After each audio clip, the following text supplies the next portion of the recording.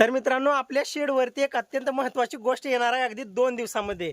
बघू शकता शेळ्यांना इतके दिवस आपण टोपल्यामध्ये बघू शकता, तिथं टोपलं, तिथं एक टोपलं, तिथं एक टोपलं, म्हणजे प्रत्येक शेळीला बांधून टोपले जागी जागी ठेवून आपण मेथी घास असो, 4G बुलेट गुळी वगैरे ठेवत होतो.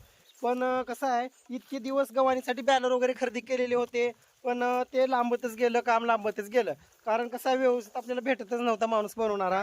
फायनली आता अगदी 2 ते 3 दिवसामध्ये आपल्या फार्मवरती गव्हाणी येणार आहेत मित्रांनो, व्यवस्थितशीर बॅलरच्या गव्हाणी. मागचा व्हिडिओ तुम्हाला टाकलेला आहे, तुम्ही तो सुद्धा बघू शकता. आणि आता जे बॅलर जे खरेदी केलेले होते ते आता सर्व गोष्टी व्यवस्थित झालेल्या आहेत आणि 2 दिवसामध्येच आपल्या फार्मवरती गव्हाणी येणार आहेत, जेणेकरून जो चारा जो आहे तो अजिबात वेस्ट होणार नाही. मान्य चारा भरपूर आहे, म्हणजे काय असं वाटू करू शकतो का? म्हणजे आता इतकी दिवस कसं झालं, शेळ्यांना आपल्या सवय झालेली आहे, त्याच्यामुळे शेळ्या खाली पडल्या सुद्धा नाव खात होत्या. पण कसं आहे, कुठंतरी मला खूप त्रास होता. कारण बघा, दिवसभर मी म्हणजे शेळीपालनामध्ये अडकून असतो आणि त्याच्यामध्ये प्रत्येक टोपल्यामध्ये ठेवणं, मग ते भरपूर म्हणजे त्रास होत होता. आणि एकंदरीत कसं आहे, जर 1-2 गव्हाणी वगैरे झाल्या की शेळ्या बांधण्याची काही गरज नाही, फक्त तेवढं म्हणजे खाण्यासाठी तेवढं मुंडकं जाईल एवढंच अंतर ठेवून व्यवस्थित आता गव्हाणीमध्ये शेळ्या सोडायचं. म्हणजे कुठंतरी थोडंसं एखादी जे काम आहे, एखादा जो बारकावा किंवा एखादी जे जिथं मेहनत लागणार आहे ती मेहनत कमी होणार आहे आता. कारण मी सुद्धा खुश आहे की गव्हाणी वगैरे येणार आहेत. आणि महत्त्वाचा दुसरा बदल सुद्धा आहे, तो बदल म्हणजे अगदी 1 महिन्याच्या जवळपासच होणार आहे. ते पण तुम्हाला मी पुढच्या व्हिडिओमध्ये सांगतो मित्रांनो. कारण सुका चारा आपण कशा पद्धतीनं स्टोअर करू शकतो. कारण बघा, आता शेळ्या वगैरे वाढलेल्या आहेत, शेळी गाभण आहे, शेळ्या वगैरे वाढलेल्या आहेत. आता एकंदरीत कसं आहे, इतके दिवस चालत होतं थोडंसं, म्हणजे 1-2 ट्रायल्या वगैरे गोळा करून ठेवलं, थोडंसं भिजलं, काही झालं, चालत होतं. पण आता अजिबात हलगर्जीपणा चालत नाही मित्रांनो. त्याच्यामुळं सुका चारा आपण कशा पद्धतीनं स्टोअर करणार आहोत, कडबा महत्त्वाचं म्हणजे कडबा कशा पद्धतीनं आपण स्टोअर करून ठेवणार आहोत, गुळी कशा पद्धतीनं स्टोअर करून ठेवणार आहोत, हे सुद्धा म्हणजे एकदम जबरदस्त असं नियोजन लावलेलं आहे. त्याचा सुद्धा व्हिडिओ तुम्हाला नक्कीच येणार आहे मित्रांनो. त्याच्यासाठी आपल्या चॅनल सबस्क्राईब करून घ्या. आणि अत्यंत महत्त्वाचं म्हणजे गव्हाणीचं तरी टेन्शन गेलेलं आहे सध्या. सावकाश आता आपलं नियोजन चालू आहे. बघू शकता, पिल्लं वगैरे आता मोठी झालेली आहेत, चांगले आणि चांगल्या शेळ्या वगैरे सेट झालेल्या आहेत मित्रांनो. बघू शकता पाट वगैरे. आणि विशेष मध्ये तुम्हाला दाखवतात, ती कोणती शेळी आहे, तिचा एक बोकड होता.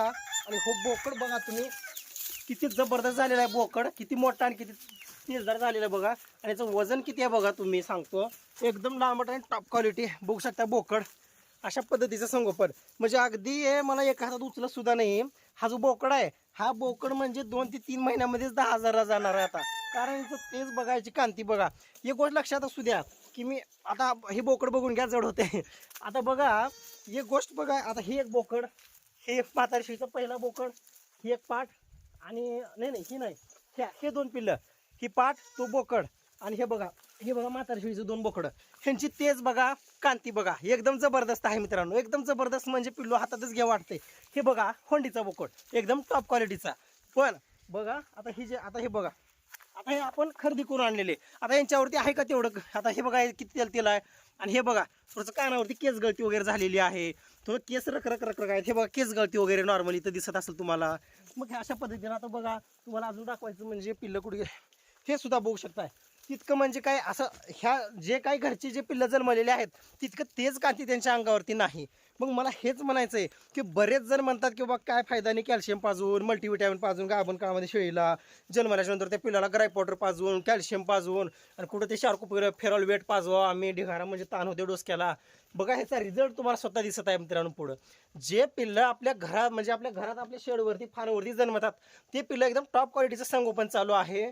आणि ते जे नवीन जे 5-6 जे पिल्लं आलेले आहेत त्यांचं पण, म्हणजे ते पण याच्या लेवलला मी आणणारच आहे. पण ऑलरेडी थोडंसं टाईम लागलाच ना त्यांना. म्हणजे मला सांगायचं व्हिडिओमधून एवढाच उद्देश आहे की बंदिस्त शेळी पालनामध्ये जर व्यवस्थित जर तुम्ही जर खुराकाचं calcium, multivitamin, liver tonic, mineral mixer हे जर व्यवस्थित जर नियोजन केलं शेळ्यांना व पिल्लांना, तर एकदम जबरदस्त रिझल्ट भेटत असतो मित्रांनो. बऱ्याच जणांना असं वाटतंय की काय फायदा, 6 महिन्याच्या जागेत आमचं 7 महिन्याला बोकड जाईल 10,000 प्लस.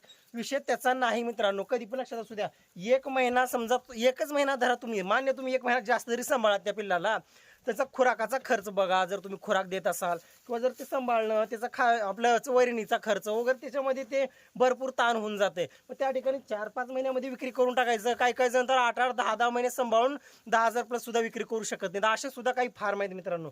सांगायचा उद्देश एवढाच आहे की जबरदस्त संगोपन करा. आता बघा, आतापर्यंत आता 4 पिल्लं आहेत, 4ही पिल्लांना जन्मल्यापासून एकदा सुद्धा संडास वगैरे काय नाही, म्हणजे बुळकांडी नाही, काय नाही, केस गळती नाही, काही नाही, एकदम जबरदस्त आहे. आणलेली पिल्लं खराब होती, गोचिड पिसं वगैरे होत्या, आता सध्याला एकदम टणटण झालेली आहेत.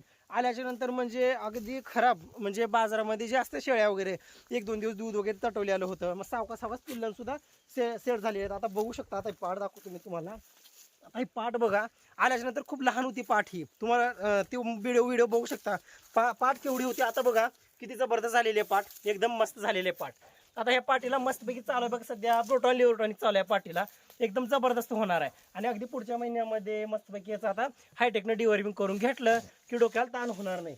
आणि हे बघा, हे आपल्या म्हातारी शेळीचे 2 बोकड, किती जबरदस्त कांती बघा, तेच बघा, बघू शकता तुम्ही, बघू शकता किती जबरदस्त आहेत. मग अशा पद्धतीचं म्हणजे संगोपन असलं पाहिजे का बंदिस्त फार्मवरती का शेळी पालकाचं.